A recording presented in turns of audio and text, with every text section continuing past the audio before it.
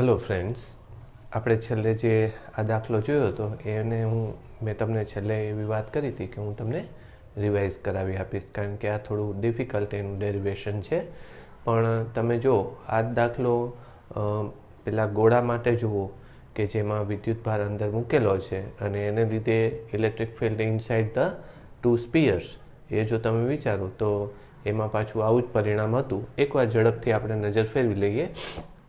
આપણે આ પોઈન્ટ ઉપર ચુંબકીય ક્ષેત્ર શોધવાનું છે.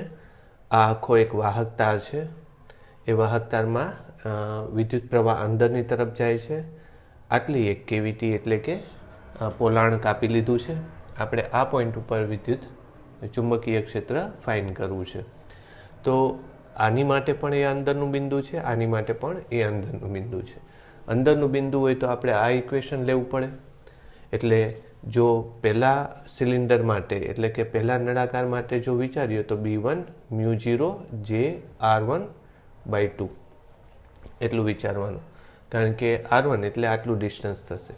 બીજા માટે શું થશે કે μ0 J r2/2. આમાં પ્રવાહ આપણે બહારની તરફ વિચારવાનો, આમાં અંદરની તરફ વિચારવાનો.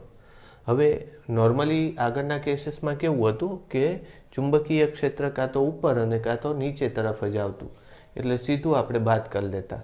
પણ અત્યારે ચુંબકીય ક્ષેત્ર ઉપર નીચે નહીં આવે, પણ આને લંબ એટલે કે આ દિશામાં અને આને લંબ એટલે કે આ દિશામાં અંદર આવશે. એટલે મેં આવું કંઈક લખી નાખ્યું. હવે એના બે ઘટક, મેં એમાં એક કેસ લીધો તો એ પાછું હું કહેતો નથી. r1 r2 સેમ હોય તો એનું ડેરિવેશન બહુ ઇઝી થઈ જાય, કારણ કે આ બે વચ્ચેનો ખૂણો કેટલો થાય છે, θ1 + θ2 જેટલો થાય છે. તો એના આધારે ઇઝીલી થઈ જાય છે.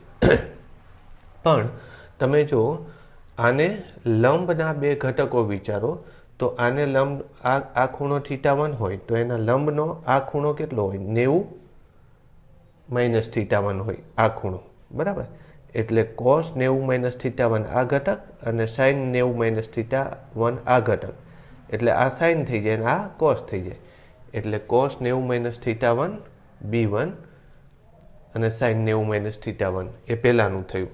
પછી એ જ રીતે આને લંબ આ ઘટક અને આ ખૂણો કેટલો, 90 - θ2. એટલે cos 90 - θ2 અને sin 90 - θ2 એ બે ઘટક થશે. પણ આમાં આ x ઋણ છે એટલે મેં અહીંયા માઇનસ કરી નાખ્યું, બરાબર. હવે આનું સિમ્પ્લિફિકેશન કરો તો B1 sin θ1 અને આ cos થશે, આ sin થશે અને આ cos થશે. બધામાંથી પાછું μ0 J/2 કોમન લઈ લો, એટલે આમાં r1 sin θ1, આમાં r1 cos θ1, આમાં માઇનસ r2 sin θ2 અને આમાં r2 cos θ2 એવું થશે, બરાબર. આ પરફેક્ટ આવી ગયું. હવે I વાળા સાથે લખી નાખો અને J વાળા સાથે લખી નાખો. J વાળામાં શું આવે છે, r1 cos θ1. હવે તમે વિચારો તો r1 cos θ1 એટલે આટલો ઘટક અને r2 sin θ2 એટલે આટલો ઘટક. બેનો સરવાળો એટલે બે સેન્ટર વચ્ચેનું ડિસ્ટન્સ. એ ડિસ્ટન્સને d લઈ લઈ, કરેક્ટ. અને એ જ રીતે r1 cos θ1 એટલે આ ઘટક, sin θ1 એટલે આ ઘટક, આ થશે sin θ1 એટલે આ ઘટક, r2 sin θ2 એટલે એ જ ઘટક. એટલે આ બેની લેન્થ કેટલી થાય, સેમ જ થાય છે. એ બેની પાછી બાદબાકી છે એટલે એ બે નીકળી જાય છે. એટલે વધે છે ખાલી μ0 J d/2 અને J એટલે એ ખૂણો. એનો મતલબ એમ કે કેવિટીની અંદર ચુંબકીય ક્ષેત્ર બધે કેવું રહેવાનું છે, સેમ જ રહેવાનું છે. એટલે આ ખૂબ અગત્યનું રિઝલ્ટ આપણને મળે છે. એ ફરીથી એકવાર હું ઝડપથી તમને કહી દઉં. બહુ સહેલું છે અને એને આપણે આગળ જે રિઝલ્ટ મળ્યું ને એની સાથે કનેક્ટ કરી દઈએ. આગળ કયું રિઝલ્ટ મળ્યું હતું તમને જો યાદ હોય તો કે એક નળાકાર હોય અને પોલો નળાકાર હોય. પોલાર નળાકારમાં ઇલેક્ટ્રિક કરંટ પાસ કરતા હોય આપણે, તો તમને ખબર છે કે વિદ્યુત ક્ષેત્ર કેટલું થાય છે, ઇલેક્ટ્રિક કરંટ પાસ કરતા હોય. આ પોલો નળાકાર છે.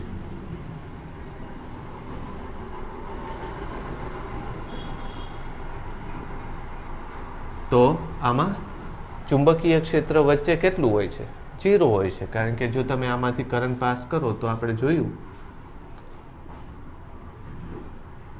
બરાબર કે અંતર ચુંબકીય ક્ષેત્ર 0 હોય છે.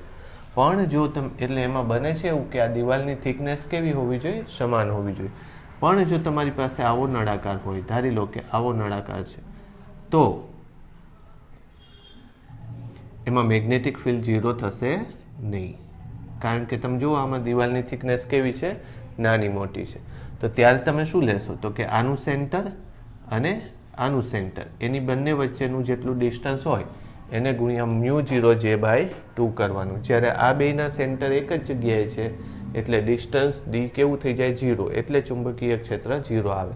એટલે આ મોર જનરલ સોલ્યુશન છે, આ વધારે જનરલ સોલ્યુશન છે, બરાબર, કે એના આધારે તમને સિલિન્ડરની અંદર શું કામ ઇલેક્ટ્રિક ફિલ્ડ 0 અરે ચુંબકીય ક્ષેત્ર 0 હોય છે એની ખબર પડે. રાઈટ. તો મેં તમને વિદ્યુત અને ચુંબકીય વાળા બે એક જ ટાઈપના કિસ્સાઓ સમજાવી દીધા. ચાલો હવે આને કાઢી નાખીએ અને એનાથી આગળ જઈએ.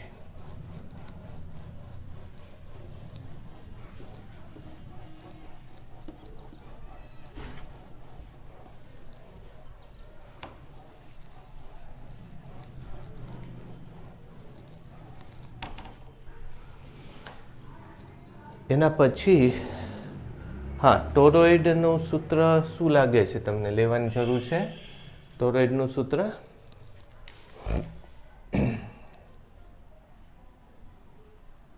બરાબર. આ રીતે જ્યારે એક વાયર વીંટાળી દીધો હોય, સોલેનોઇડ જ હોય, અને સોલેનોઇડને બે છેડે ભેગા કરી નાખ્યા હોય ત્યારે એ શું બની જાય છે? ટોરોઇડ બની જાય છે. ટોરોઇડની બહાર મેગ્નેટિક ફિલ્ડ કેટલું હોય? 0 હોય. અને સેન્ટર તરફ પણ મેગ્નેટિક ફિલ્ડ કેટલું હોય? 0 હોય. જ્યારે તમે અક્ષ ઉપર તમે મેગ્નેટિક ફિલ્ડ લેવા જાઓ આ રીતે, તો એ ઇઝીલી મળી જાય, કારણ કે આપણે ઇક્વેશન શું લખશું? B0 અથવા તો B × dl is equal to μ0 × I, આવું લખશું આપણે. ઓકે, મેં આગળ લખ્યું હતું એમ અહીંયા મેં આખું અક્ષ એટલે એમ્પિયરની સર્કિટ લઈ લીધી. એમ્પિયરની સર્કિટની રેડિયસ જો r હોય તો શું લખશો તમે? એની લેન્થ કેટલી થશે? 2πr થશે. ઇઝ ઇક્વલ ટુ μ0, પછી I આપણને ખબર નથી, પણ આપણે એમ કહેશું કે એક ટર્નમાં વહેતો પ્રવાહ I હોય તો અત્યારે મારે I' લેવાનું છે. તો કેટલા ટર્ન લેવાના છે? બધાય ટર્ન આવી જશે આમાં, બરાબર. તો એ બધા ટર્નને કેવી રીતે? આમ તો ટોટલ લેન્થ માટે લેવું પડે, બરાબર. એટલે આપણે એમ લખીએ n ટર્નનો પ્રવાહ કેટલો, બરાબર. તો n ટર્નનો પ્રવાહ ટોટલ કેટલો થશે? I' is equal two NI થશે. તો અહીંયા હું લખી નાખું, બધો જ પ્રવાહ ઘેરાઈ જાય છે. જો તમે આની અંદર આ બધો જ પ્રવાહ અહીંથી બહાર એક જ તરફ બહાર આવે છે, બરાબર. આમ બધો બહાર કે અંદર આવે છે એટલે NI જેટલું થશે. તો B μ0 NI/2πr, આ એક વસ્તુ થઈ. કદાચ 2πr ન આપ્યું હોય તો તમે શું લખી શકો કે આમ પણ થઈ શકે. જુઓ કે 2πr લંબાઈમાં ટોટલ કેટલા આંટાની સંખ્યા છે? તો એકમ લંબાઈમાં કેટલા આંટાની સંખ્યા? એને આપણે સ્મોલ n કહીએ તો n/2πr એવું થાય. તો એનો અર્થ એમ કે ઘણીવાર તમે આમ પણ લખી શકો કે તમારે આ આખું ન લેવું હોય તો આની કિંમત કેટલી છે? એકમ લંબાઈ દીઠ આંટાની સંખ્યા. એકમ લંબાઈ દીઠ આંટાની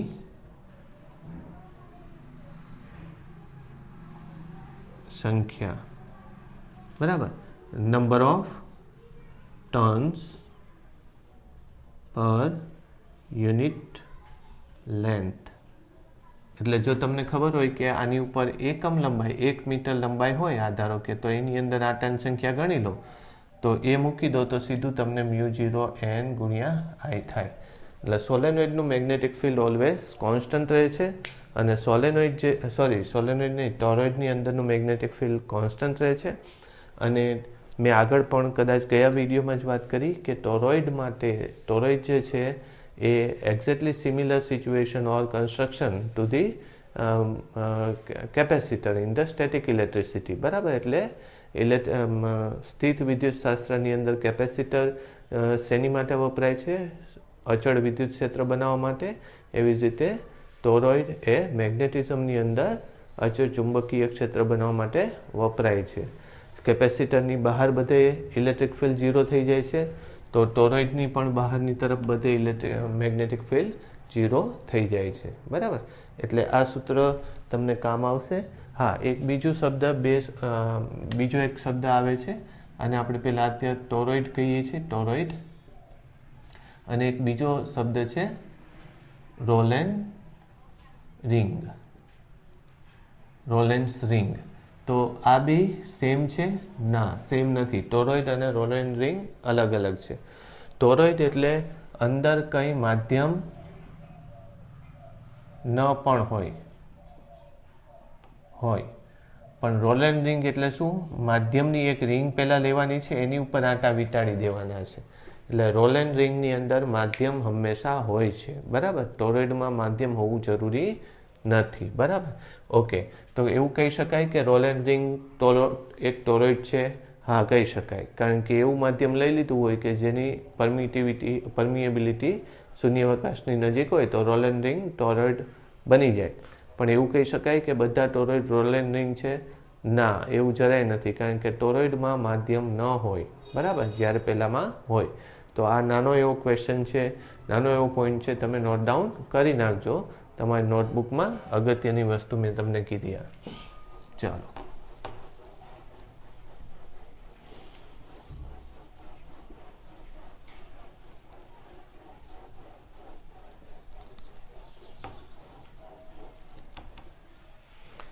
એનાથી આગળ જો. હા, હવે આવા ક્વેશ્ચન ક્યારેક હોય છે, આપણી બુકમાં આવું છે નહીં. ધારી લો કે આવી શીટ છે આપણી પાસે, વિદ્યુત પ્રવાહ અંદરની તરફ જાય છે, અને અનંત પરિમાણની શીટ એટલે તકતી છે. બરાબર, આપણે એનાથી આર અંતરે આમાંથી જે પ્રવાહ જાય છે એ લેમ્બડા પ્રતિ મીટર,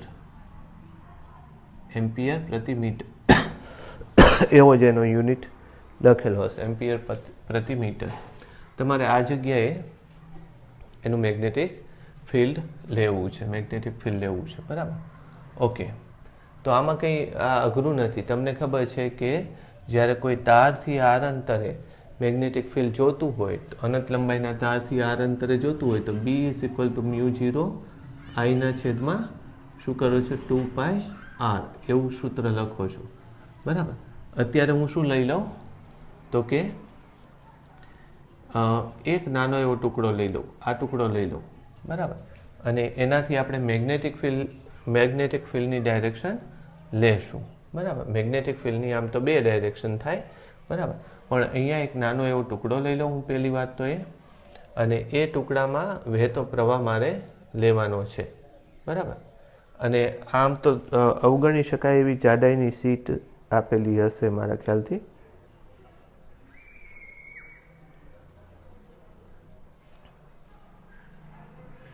જોઈ લઈએ આમાં કેલ્ક્યુલેશનમાં. બરાબર, આ રીતે લઈ લેવાય. તો એક આ સૂત્ર છે, અને બીજું હું તમને પહેલાં ઉપરથી કરાવી દઉં, એમ્પિયરના સર્કિટના નિયમ ઉપરથી. આમ તો એ બેટર રહેશે, કારણ કે આમાં શું થશે? ખૂણા લેવા પડશે. ખૂણા લેશો, આમ અનંત લેશો તો મુશ્કેલી થશે. જોઈ લઈએ પહેલાં. બરાબર, ચલો. ધારી લો કે આ અહીંથી કેટલા અંતરે છે? આ પાછો આ મેગ્નેટિક ફિલ્ડ કઈ ડાયરેક્શનમાં થશે એ જુઓ તમે. એટલે આમ જશે આ ડાયરેક્શનમાં, આ રીતે બદલાતું જશે. રહેવા દો, એ બીજી રીતે હું સમજાવી દઉં. પછી જો એવું લાગશે તો હું તમને કરાવીશ, કારણ કે આ લાંબુ થશે. તો હું શું કરું? અહીંયા આવી એક લીટી લઈ લઉં. કેટલી લંબાઈની લઈ લઉં? L લંબાઈની લીટી લઈ લઉં. પછી કેટલા અંતરે? R. પછી આ બાજુ કેટલા અંતરે જવું? R અંતરે જવું. વળી પાછી L લંબાઈની લીટી લઈ લઉં અને આમ એન્ક્લોઝ કરી દઉં. તો શેના તરફ જઉં છું? B dl μ0 × I તરફ જઉં છું. चलो बीनी डायरेक्शन મને કહો કેટલી આવશે તો કે અહીંયા જે પ્રવાહ આમ અંદર જાય છે એ પ્રવાહને લીધે ચુંબકીય ક્ષેત્ર આમ નીચે તરફ આવવાનું છે અને આ બાજુ જશે તો આમ ઉપર તરફ આવશે એટલે બે વચ્ચેનો ખૂણો કેટલો છે 0 જ છે જોઈ લો તમે અહીંથી આમ નીચે આવે છે અને આ માટે લઈએ તો અહીંથી આમ ઉપર જાય છે એટલે આમ આખું તમે સર્કિટ લઈ લો ને તો વાંધો ન આવે સર્કિટની ડાયરેક્શન ઘણી જગ્યાએ હોય છે આવી રીતે હોય સમજ પડી ઓકે ચાલો તો આને શું લેશું બી ડીએલ સદિશ નથી લેવાનો તેથી બી અને લેન્થ કેટલી લેવાની તો લેન્થ આખી ન લઈ શકાય કારણ કે અહીંયા મેગ્નેટિક ફિલ્ડ અને આ એલની વચ્ચે ખૂણો 90 છે અહીંયા મેગ્નેટિક ફિલ્ડ અને એલની વચ્ચેનો ખૂણો 90 છે અહીંયા મેગ્નેટિક ફિલ્ડ અને એલની વચ્ચેનો ખૂણો 90 છે અહીંયા પણ એવું છે મેગ્નેટિક ફિલ્ડ ને એલની વચ્ચેનો ખૂણો 90 છે એટલે 4 ભાગો એમાં આવશે નહીં જ્યારે અહીંયા 0 છે એટલે આ એલ વત્તા એલ કેટલું લખીશું 2l લખીશ બરાબર મ્યુ 0 આઈ કેટલું લખશો આઈ કેટલું લખશો તો આપણે એમ લખશું કે એકમ લંબાઈ દીઠ વહેતો પ્રવાહ લેમ્ડા છે તો અત્યારે કેટલી લંબાઈ ઘેરાયો છે પ્રવાહ એલ લંબાઈમાં આ પ્રવાહ ઘેરાયો છે સમજાયું એ અંદર તરફ જાય છે તો એ એલ લંબાઈ દીઠ વહેતો પ્રવાહ કેટલો થશે તો કે લેમ્ડા ઇન્ટુ એલ થશે તો B is equal to mu 0 lambda by 2 કેટલું આવશે magnetic field mu 0 lambda by 2 આ બહુ સહેલાઈથી મળી જાય મેગ્નેટિક ફિલ્ડની ડાયરેક્શન કઈ થશે નીચે કે ઉપર તો કે આ જગ્યાએ મેગ્નેટિક ફિલ્ડની ડાયરેક્શન નીચે થશે આ જગ્યાએ મેગ્નેટિક ફિલ્ડની ડાયરેક્શન ઉપર તરફ થશે મારી વાત સમજાણી તો આ રીતે તમે લખી શકો હા હવે આ રીતેથી તમને મળે કે ન મળે એ તમે જુઓ તો ધારો કે અહીંયા મેં આ લીધું હોય તો આને લીધે મેગ્નેટિક ફિલ્ડની ડાયરેક્શન કેવી થાય આમ થશે બરાબર પછી આને લીધે મેગ્નેટિક ફિલ્ડની ડાયરેક્શન કેવી થશે બરાબર તો આમ થશે બરાબર તો આપણે મેગ્નેટિક ફિલ્ડ આ સૂત્ર વાપરીને જો લેવાનું આવે તો મારે બે ઘટક લેવા પડે ધારો કે આ ઘટક આને લઈને ડીબી લેવા જવું તો ડીબી પહેલાં સમજો dB is equal to mu 0 પછી આમાંથી પસાર થતો પ્રવાહ મારે લખવો હોય ધારો કે આઈ ડેશ થોડીક વાર માટે લખું આઈ ડેશ લખું ડિવાઇડેડ બાય 2 પાઈ અને આર તો એના બે ઘટક થશે એક ઘટક કયો થાય ધારી લો કે આ થીટા છે થીટા તમે હા એને જ લઈએ તો આ શું થઈ જાય થીટા એટલે એક કોસ થીટા થાય ને બીજો સાઇન થીટા કોસ થીટા આ થશે આ કયો થયો ધારો કે ડીબી તો આ કયો થશે ડીબી કોસ થીટા અને આ કયો થશે dB sine theta dB sine theta આની સાથે કેન્સલ થઈ જશે એટલે ડીબી કોસ થીટા વાળો જ ઘટક આપણે ગણવાનો રહે એટલે આને જો લખીએ ડીબી એક્સ તો ડીબી કોસ થીટા એટલે ડીબી તો આ લખાઈ ગયું ચાલો ને કોસ થીટા લખવાનું થાય ઓકે આ અંતર આપણે આર આપ્યું છે અને આ અંતરને હું શું લખી નાખું થોડી વાર માટે એક્સ લખી નાખું બરાબર તો કોસ થીટા બરાબર શું થશે કહો જોઈએ મને mu 0 I by 2 pi R નહીં થાય સોરી મારી ભૂલ થઈ આ અંતર આર થશે ને અત્યારે આને હું એલ લખી નાખું એટલે આ એલ આ અંતર એલ આવે બરાબર ચાલો કોસ થીટા એટલે શું થાય હવે કહો જોઈએ મને કોસ થીટા એટલે આરના છેદમાં એલ એટલે અહીંયા લખીશ આરના છેદમાં એલ કરેક્ટ ઓકે તો મ્યુ 0 આઈ ડેશ બાય આરના છેદમાં 2 પાઈ એલ સ્ક્વેર હજી આઈની વેલ્યુ લેવાની રહેશે તો આઈની વેલ્યુ કેટલી રહેશે એકમ લંબાઈમાં લેમ્ડા તો ડીએક્સ લંબાઈમાં કેટલા એને આપણે શું કહેશું આઈ ડેશ એટલે લેમ્ડા ઇન્ટુ ડીએક્સ એટલે અહીંયા મારે શું લખવું પડશે આઈ ડેશની value lambda into dx mu 0 R છેદમાં 2 pi L square lambda into dx ચાલો એલની વેલ્યુ લેવાની થાય એલ ઇઝ ઇક્વલ ટુ શું થાય આર ને એક્સના વર્ગનું વર્ગમૂળ એટલે એક્સ સ્ક્વેર પ્લસ આર સ્ક્વેરનું રૂટ, બરાબર. એટલે એ જ મારે લેવું છે ને, એ સ્ક્વેર જ લેવું છે. બસ વેલ્યુ મૂકી દો મારા ખ્યાલથી. એટલે B X is equal to mu 0 R લેમડાના છેદમાં 2 પછી ડીએક્સના છેદમાં X square plus R square, આવું થશે. ક્લિયર? બી એક્સ એટલે આને સંકલન લેવું પડશે, બરાબર. ચાલો હવે ખૂણો લાવવો પડશે. તો ખૂણો એટલે આર અને એક્સને સાંકળતો ખૂણો લઈ આવીએ તો શું થાય? ટેન થીટા બરાબર એક્સના છેદમાં આર. તેથી x is equal to R tan theta, dx is equal to R sec square theta D theta. એવું થશે કે નહીં બોલો?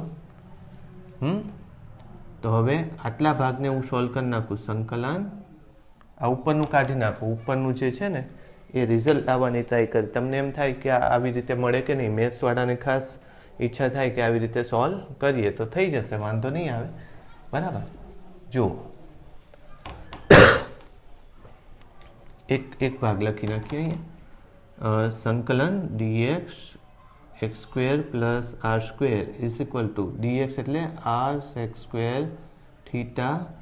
અને એક કામ કરવું પડશે હજી, એક કામ, આને X square plus R square is equal to R square tan square theta. એક્સની જગ્યાએ આ વેલ્યુ મૂકી દીધી પ્લસ આર સ્ક્વેર. તો શું થશે? R square tan square theta plus 1 R square sec square theta, આવું થશે. ચાલો હવે એ બધી જ વેલ્યુ આની અંદર મૂકી દઉં એટલે B X is equal to mu 0 R લેમડાના છેદમાં 2 પછી ઉપર ડીએક્સની જગ્યાએ શું મૂકીશ? R sec square theta D theta. અને નીચે આની જગ્યાએ શું મૂકીશ? R square sec square theta. R square એક આર નીચે રહેશે, સેક સ્ક્વેર નીકળી ગયું. મ્યુ 0 આર લેમડાના છેદમાં 2 આરે નીકળી ગયું. સંકલન D theta is equal to mu 0 પાઈ લેમડાના છેદમાં 2 ઓકે. સંકલન થીટા ક્યાંથી ક્યાંનું? બરાબર. થીટા ક્યાંથી ક્યાં? -π/2 થી +π/2. -π/2 માઇનસ આમ આવે ને નીચે આવશે અને ત્યાંથી +π/2 લેવાનું, બરાબર. તો મ્યુ 0 લેમડાના છેદમાં 2 +π/2 માઇનસ પ્લસ કેટલું આવ્યું? પાઈ નીકળી ગયું કે નહીં? મ્યુ 0 લેમડાના છેદમાં 2 આવી ગયું. પણ મેં તમને કીધું હતું કે આ લાંબુ પડશે. પણ મેથ્સવાળા ટ્રાય કરજો, મજા આવે એવું છે. મેથ્સને તમને એનું એ જ પરિણામ મળે. એટલે જી નીટવાળા આવી રીતે ટ્રાય કરી શકે. પણ આ પરિણામ મેં જે લીધું એમ્પિયરના સર્કિટથી તો એ વધારે સહેલું છે, વધારે સારું છે, બરાબર. એટલે ઇઝીલી તમને એ કેલ્ક્યુલેશન થઈ જશે. ચાલો, શું પરિણામ આવ્યું? અનંત લંબાઈની સીટથી મેગ્નેટિક ફિલ્ડ લેવું હોય તો કેટલું આવે છે? મ્યુ 0 λ/2. મ્યુ 0 λ/2 જેટલું આવે છે. એકમ લંબાઈ દીઠ એનું મેગ્નેટિક ફિલ્ડ વિદ્યુત પ્રવાહ લેમડા આપેલો છે. હા, JEE માટે થોડુંક અઘરું બનાવી શકે કે આમાં એકમ લંબાઈ દીઠ લ્યો, એ હું તમને હોમવર્કમાં જ આપી દઉં છું. JEE માટે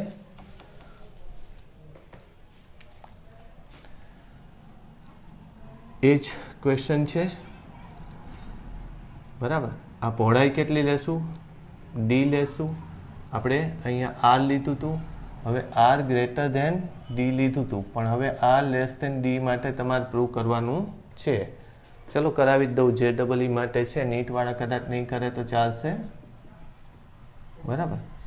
એ જ વસ્તુ છે લેમડા એમ્પિયર પર મીટર છે, પણ હવે લેસ ધેન ડી એટલે ક્યાં લેવું પડશે? અહીંયા લેવું પડશે, બરાબર. તો આપણે કયું મેથડ લેવાની આવશે? એમ્પિયરનું સર્કિટ જ લેવાની આવશે. તો એમ્પિયરની સર્કિટ હું લઉં, આમ જ લેશો તમે, બરાબર. ઓકે, બી આગળ લીધું એમ જ કરવાનું છે. આપણે આ લંબાઈને શું લેશું? એલ લેશું. ક્લિયર? ચાલો, હવે મેગ્નેટિક ફિલ્ડ લેવાનું થશે. તો મેગ્નેટિક ફિલ્ડ કઈ ડાયરેક્શનમાં થશે? આ ડાયરેક્શનમાં થશે મેગ્નેટિક ફિલ્ડ. ઇલેક્ટ્રિક કરંટ આપણે નાનો એવો ટુકડો લઈએ, નાનો એવો ટુકડો ક્યાં લેવાનો? તો કે આવી પટ્ટીનો ટુકડો લેવાનો તમારે. આ પટ્ટીનો ટુકડો લેવાનો. તો આ પટ્ટી જે છે, બરાબર, એમાં અમુક અંતરે તમને કેટલું મેગ્નેટિક ફિલ્ડ મળેલું? તો હમણાં લીધું ને μ0 λ/2 હતું ને, એક્ઝેક્ટ μ0 λ/2 આવું હતું. હવે લેમ્ડા એટલે એકમ લંબાઈ દીઠ પ્રવાહ, પણ લંબાઈ આમ છે, બરાબર. ચાલો આને 1 નંબર લઈ લે. તો હવે આપણે એમ લખશું કે જો ડી જાડાઈ હોય તો એકમ લંબાઈ દીઠ પ્રવાહ કેટલો હતો? લેમ્ડા હતો. યાદ રાખજો, અહીંયા બદલાઈ જશે. અને જો અહીંયાથી શું લખશો? ડી એક્સ જાડાઈ હોય, ડી એક્સ જાડાઈ હોય તો એકમ લંબાઈ દીઠ પ્રવાહ કેટલો? તો ડી એક્સ જાડાઈ હોય તો એકમ લંબાઈ દીઠ પ્રવાહ કેટલો? એને લેમ્ડા ડેશ કીધું. લેમ્ડા ડેશ એટલે lambda into d x by d એવું લેવું પડે. એ ડિસ્ટન્સ ઉપર ડિપેન્ડ નથી કરતું, બરાબર. ઓકે, તો અહીંયા બી ફરીથી લઉં તો શું થશે? μ0 લેમ્ડા dx બાય ડી અને ડીબી કહેશો. હવે તમે વિચારો કે તમે આમ બહાર જતા રહેશો તો સિલિન્ડર જેવું થઈ ગયું, એટલે એને લીધે ચુંબકીય ક્ષેત્ર અંદર આવવાનું નથી, બરાબર. એટલે તમે એક કામ કરો, તમે આ પેલી જાડાઈ અહીંયા લીધી હતી એવું વિચારો. કેટલા અંતરે લીધી હતી? એક્સ અંતરે લીધી હતી એવું વિચારો, બરાબર. એટલે 0 થી લઈને આ ડિસ્ટન્સ કેટલું લેવાનું છે? તો તમે આને અત્યારે આર લો. હવે સમજજો હું શું કરું છું. જો μ0 λ/d, ડી એટલે આ જાડાઈ, ટોટલ જાડાઈ. ઓકે, સંકલન dx. કેટલી પટ્ટીઓ લેવાની છે આપણે? તો કે પહેલી પટ્ટી આને x કરી નાખો. પહેલી પટ્ટી કેટલા અંતરે છે? આ બિંદુથી કેટલા અંતરે છે? સોરી, આ બિંદુથી પહેલી પટ્ટી કેટલા અંતરે છે? 0. અને બીજી પટ્ટી કેટલા અંતરે છે? x, બરાબર. તો ત્યાં સુધીની લેવાની છે x, અથવા તો તમને એમ કીધું હોય કે r જાડાઈ આમ કેન્દ્રથી r અંતરે છે, તો આને આપણે કેટલી લેશું? 2r. કેન્દ્ર એટલે આ અક્ષથી r અંતરે ચુંબકીય ક્ષેત્ર શોધવું છે, તો આની લંબાઈ કેટલી થશે? 2r થશે. એટલે 0 થી લઈને મારે કેટલી અંતર લેવાનું છે? 0 થી 2r. બસ, તો ઇઝી થઈ ગયું. μ0 પછી લેમ્ડા બાય ડી અને આ કેટલું થશે? 2r. એટલે 2 μ0 લેમ્ડા r બાય ડી. લ્યો, આ અઘરું પડશે નહીં. આ નીટવાળાએ કરવાનું નથી. ફરીથી હું સમજાવી દઉં ફટાફટ. અઘરું તો જરાય નથી. મારે આ બિંદુએ ચુંબકીય ક્ષેત્ર લેવું છે અને આ આખી પટ્ટી જે છે, તકતી છે, અનંત પહોળાઈ ઊંચાઈવાળી અને અનંત આમ ઊંચાઈ અને આ રીતે પહોળાઈવાળી તકતી છે. બહારના બિંદુ માટે લીધું હતું એ કેટલું આવ્યું હતું? μ0 λ/2 જેટલું મેગ્નેટિક ફિલ્ડ આવ્યું હતું, એ હમણાં લીધું. પણ એ તકતીની અંદરનું જ બિંદુ લેવું છે કે જેના અક્ષ એટલે કે મધ્ય બિંદુથી r અંતરે મેગ્નેટિક ફિલ્ડ લેવું છે. તો આપણે કેવી રીતે લેવાય? તો કે તમને ખબર છે કે મધ્ય બિંદુથી r અંતરે લેવું હોય તો એની અંદરની વિદ્યુત પ્રવાહ કામનો છે. આપણને આ વિદ્યુત પ્રવાહ નકામો છે. એ વિદ્યુત પ્રવાહ નીકળશે ને, પણ એ નકામો છે. કારણ કે શેના જેવી વાત કરશે? સિલિન્ડર જેવી વાત કરશે, નળાકાર જેવી વાત. તમને એમ થાય કે સર નળાકાર કેમ કહે છે? નળાકાર નથી કહેતો, હું એમ કહું છું કે આજુબાજુ પ્રવાહ સમાન પ્રમાણમાં વિતરિત થઈ ગયો હોય તો અંદર ચુંબકીય ક્ષેત્ર 0 આવે. તો સમાન પ્રમાણમાં તમે જુઓ, આમે અનંત સુધી જાય છે પ્રવાહ અને આમે અનંત સુધી જાય છે, એટલે આ મેગ્નેટિક ફિલ્ડ 0 જ આવે. વાત સમજાણી મારી? ઓકે, તો એનાથી ઉપર કરીએ તો આ પ્રવાહને લીધે અહીંયા ચુંબકીય ક્ષેત્ર કેટલું આવે? તો એની માટે મારે શું કરવાનું થાય?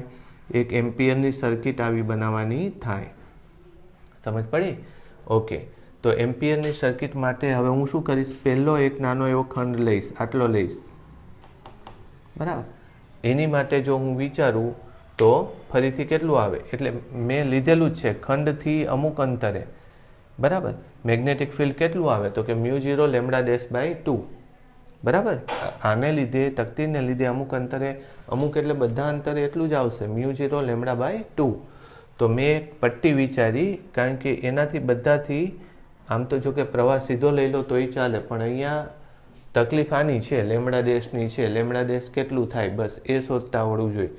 તો તમને ખબર છે કે આ આખો પટ્ટો હોય એના એકમ લંબાઈ દીઠ લેમડા છે પ્રવાહ. તો ડી જાડાઈ, અત્યારે જાડાઈ જ બદલાય છે ને, એટલે ડી જાડાઈ હોય તો પ્રવાહ ઘનતા લેમડા. તો જ્યારે મારે dx જાડાઈ હોય, અહીંયા પ્રવાહ ઘનતા કેટલી થાય, બરાબર. કારણ કે પ્રવાહ ઘનતા એકચ્યુઅલી તો તમે આખા વિસ્તારની ન લઈ શકો, એટલે dx જાડાઈની પ્રવાહ ઘનતા કેટલી તો આટલી થશે. વેલ્યુ મૂકી દો એટલે આમ થશે ટોટલ, બરાબર.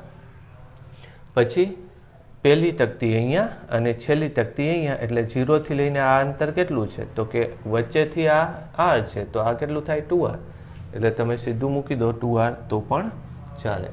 હવે બીજો તમને એ વિચાર આવે કે આ સંકલન લેવું જરૂરી છે, ન લો તો પણ ચાલે. શું કામ? જો મેં અહીંયા લખ્યું ને કે ડી જાડાઈ પ્રવાહ ઘનતા કેટલી લેમડા, તો હું સીધું જ મૂકી દઉં કે 2r જાડાઈ પ્રવાહ ઘનતા કેટલી તો કે λ' બરાબર 2r લેમડા ઇન્ટુ ડી.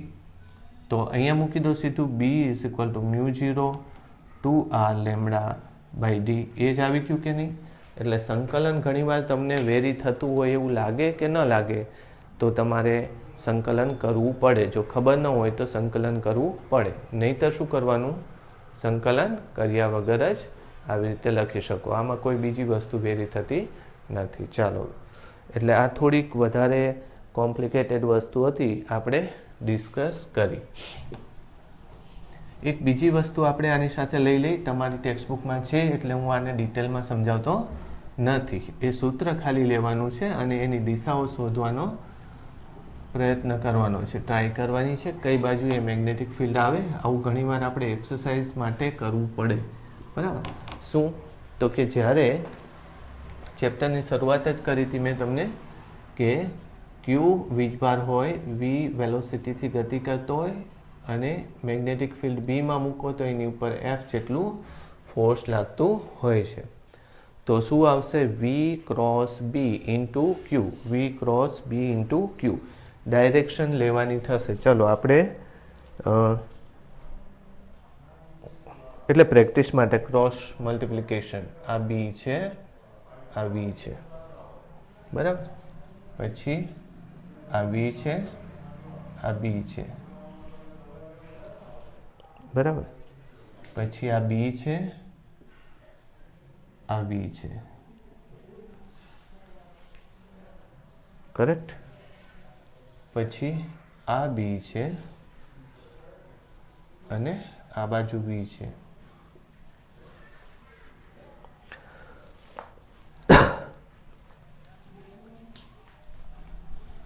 એક આમ લઈ લી, આ બી છે, આ વી છે,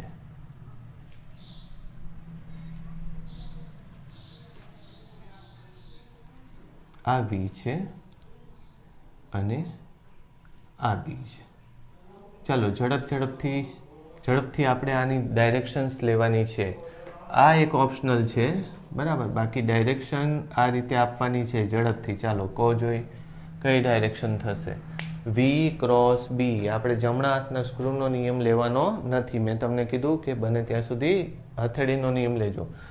બહાર આવે છે વી, બરાબર, અને આ બાજુ જાય છે બી. કઈ બાજુ આવશે બોલો? વી ક્રોસ બી, ઉપર તરફ, એન નોર્થ ડાયરેક્શન, બરાબર. પછી વી ક્રોસ બી, વી અંદર જાય છે, બી આમ છે, એટલે ક્યાં જશે? આ ડાયરેક્શનમાં જશે. એટલે કઈ ડાયરેક્શન? આ north waste direction, north waste. ચાલો વી ક્રોસ બી, તો વી પહેલાં લખવાનું. વી કઈ બાજુ? તો વી મારે અંગૂઠાની દિશામાં રાખવાનું, એટલે આમ, બરાબર. એટલે આ બાજુ મારે અંગૂઠો રાખવાનો છે, એટલે અંગૂઠો મારે આમ ક્યાંક રાખવો પડે, આમ કાં આ ઉપર નીચે આવે. પછી બી કઈ બાજુ છે? બી અંદર છે, એટલે વી ક્રોસ બી, આ વી અને આ બી, તો ક્યાં આવશે? આમ ઉપર તરફ. ઉપર એટલે કઈ? આ ડાયરેક્શન, એટલે નોર્થ ઈસ્ટ. સમજ પડી કે નહીં? વી આમ છે, અંગૂઠો એમ રાખવાનો અને બી અંદર એટલે આમ. બરાબર. ચાલો બીજું. આ જુઓ, વી કઈ બાજુ છે? વી આમ છે. બરાબર. બી કઈ બાજુ છે? અંદર છે એટલે આ આમ આવશે. કયું છે? આમ. તો સાઉથ ઈસ્ટ. South East. ચલો વી બી, આ મેં કીધું આ એક ઓપ્શનલ કેસ છે, એમાં આપણે અલગ રીતે કરવું, અંદર કે બહાર કરવું પડશે. વી આમ છે. બરાબર. અને બી કઈ બાજુ છે? બરાબર. એ ડાયરેક્શનમાં પરપેન્ડિક્યુલર નથી, આનો લેવાય. આ જે હથેળીનો નિયમ છે એ શેમાં લાગુ પડે? લંબ હોય તો જ લાગુ પડે. આ બે લંબ નથી એટલે બીની ડાયરેક્શન ક્યાં લેવી? આમ લેવી, આમ લેવી, આમ લેવી નહીં. તો પછી જમણા હાથનો સ્ક્રૂનો નિયમ લખો. વી ક્રોસ બી ક્યાં આવશે? ઉપર આવશે. ક્યાં આવશે? ઉપરની તરફ આવશે. બરાબર. ઓકે. ચલો વી કઈ બાજુ છે? વી બહાર છે. બી કઈ બાજુ છે? આમ છે. તો આ બાજુ આવશે. કઈ બાજુ છે? West direction.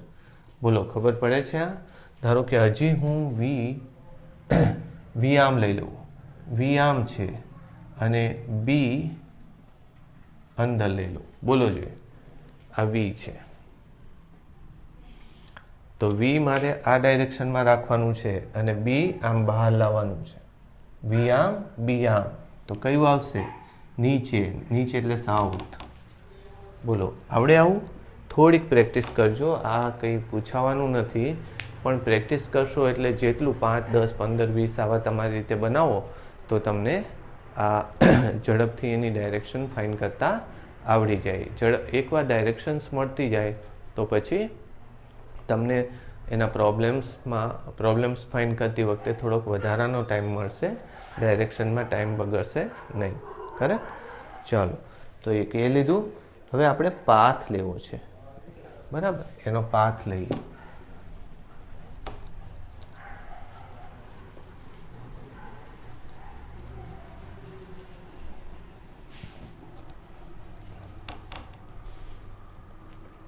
જો બી આમ છે અને વી આમ છે તો આનો ગતિ પાથ કેવો હશે? બરાબર. પછી એક એવું બીજું લઈ લઈ. વી આમ છે, સોરી બી એમ છે, વી આમ છે, ગતિ પાથ લેવો છે. જોવો જોઈએ આની ઉપર ફોર્સ કઈ ડાયરેક્શનમાં લાગે. તો કે વી ઉપર અત્યારે જો વીની ડાયરેક્શન આમ છે, બી એ જ ડાયરેક્શનમાં છે, સાઇન 0 આવશે. જુઓ તમે, સાઇન 0 એટલે 0, એટલે ફોર્સ આની ઉપર લાગતું નથી. એટલે આનો ગતિમાર્ગ કેવો છે? સુરેખ અથવા તો સ્ટ્રેટ.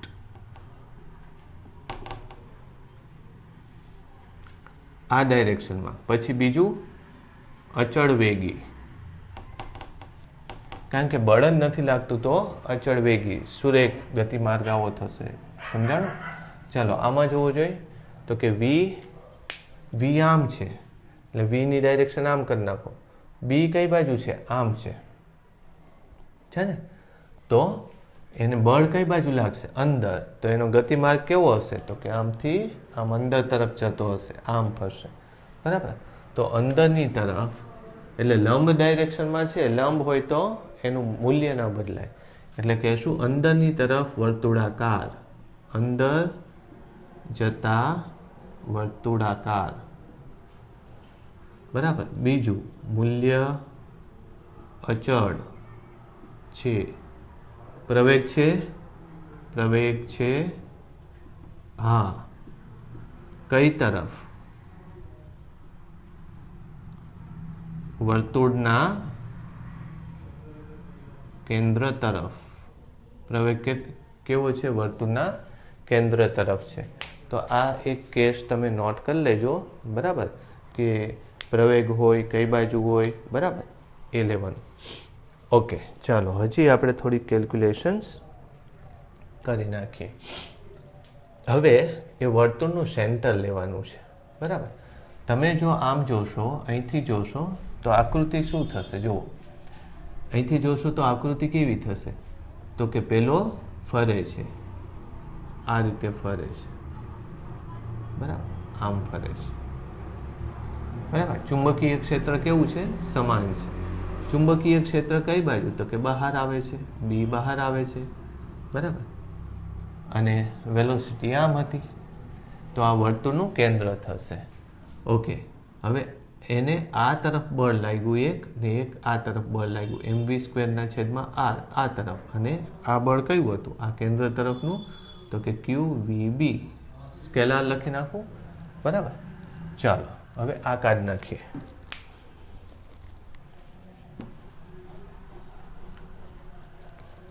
બેને સરખાવી દો તો શું થશે? તો કે QVB is equal two mv²/r. v નીકળી જશે, બરાબર.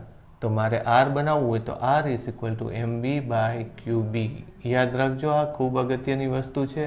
અથવા p/qb થાય આવું. વીજભારનું વેગમાન આ વર્તુળાકાર માર્ગનું શું નક્કી કરે છે? ત્રિજ્યા નક્કી કરે છે. આ પહેલી વાત.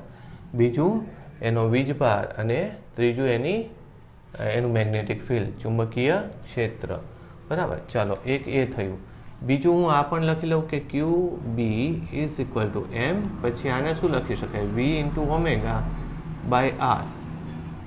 આવું થાય, સોરી, r × ω. r જતો રહેશે, તો ω ઇઝ ઇક્વલ ટુ શું થશે? QB/m. તો આ એક બીજું ઇક્વેશન, કે એનું કોણીય વેગ કેટલો થશે? એનો કોણીય વેગ કેટલો થશે? તો કે QB/m, બરાબર. ચાલો, પછી એની કોણીય આવૃત્તિ કેટલી થશે? તો કે QB બાય, અહીંયા 2m લખી નાખું, 2πm. એની આવૃત્તિ આટલી થશે, અને આવર્તકાળ કેટલો થશે? તો કે 2πm/QB. બહુ અગત્યના સૂત્રો આપણે લીધા. આવર્તકાળનો આધાર દળ Q અને B ઉપર છે. કોની ઉપર છે?